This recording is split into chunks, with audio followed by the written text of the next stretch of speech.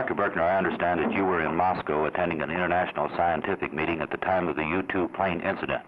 Did the scientists of the world, including the Russian scientists, discuss the feasibility and the right or wrong of a spy mission? Yes, I was in Moscow visiting the Presidium of the Academy of Sciences during this incident. I had come over there at the invitation of academician Nesmianov, who is the president of the Academy and the rector of the university. Obviously, the incident developed in intensity during the time that I was there, but I was interested to see that the reaction of the people was not anti-American.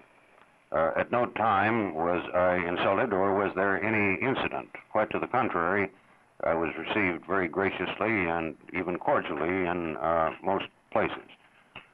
In fact, in all places. Dr. Berkner, I'm sure that the Russians would never tell you in so many words, but did you get the impression that possibly Khrushchev was in trouble at home the way it has been speculated? Well, it's very difficult to say, but I did get the impression that his breaking up of the summit conference left the Russians in very considerable doubt, and I believe that individually they had some criticism of their government. They felt that they wanted to get on with their reconstruction of Russia and that these political machinations were interfering with it. Dr. Berkner, the achievements of scientists throughout the world has made it possible for countries like the United States and Russia to wage an annihilating war. So we might say that scientists are responsible for the position the world is in today. Do you agree with that, and do you believe that science will come up with a way to prevent war? Well, certainly total war is possible. A very fierce and annihilating war could be carried out by means of the weapons that science has made possible. I think we must understand that to avoid such a war requires an educated people.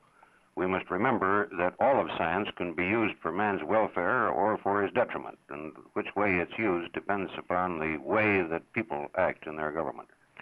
The accomplishments of the United States space program, including the Midas, which is now orbiting the Earth, will that eliminate the need for future airplane flights across a country such as Russia? Doubtless it will. We must remember that the present Midas flights are wholly experimental and can't be expected to produce more than preliminary results. But the fact is that within a few months or a year or two, it will be possible to do a very careful job of reconnaissance by means of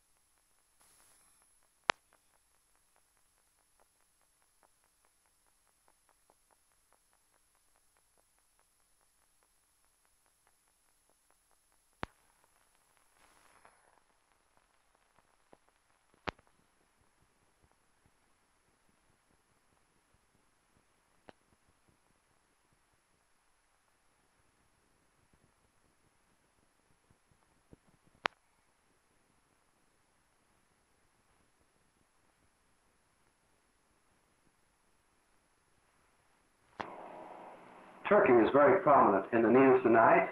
Now, Turkey receives our foreign aid and military aid What's your view of foreign aid, military aid to foreign countries in general?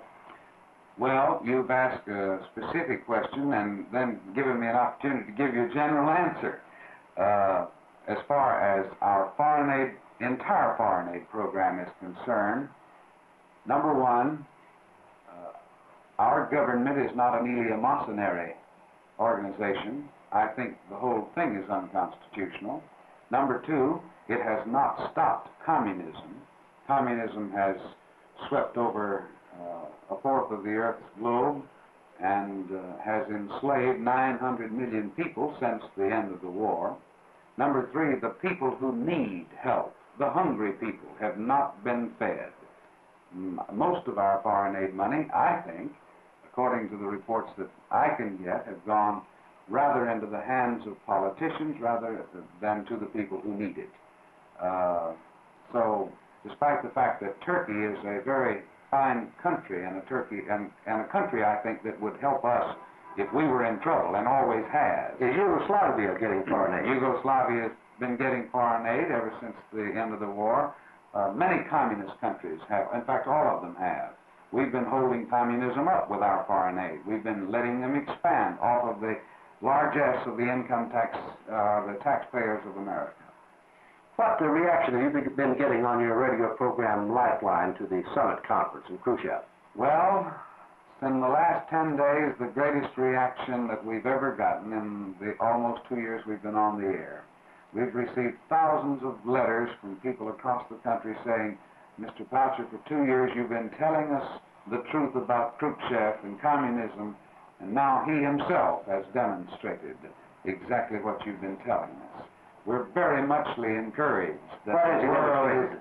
Well, he's demonstrated that if the United States had the courage right at this moment to take the support out from under communism that they put in 33 and have been holding there ever since with our dollars, if we had the courage to withdraw diplomatic recognition from every communist country in the world today, it is my personal belief that communism would be a thing of the past in a couple of years.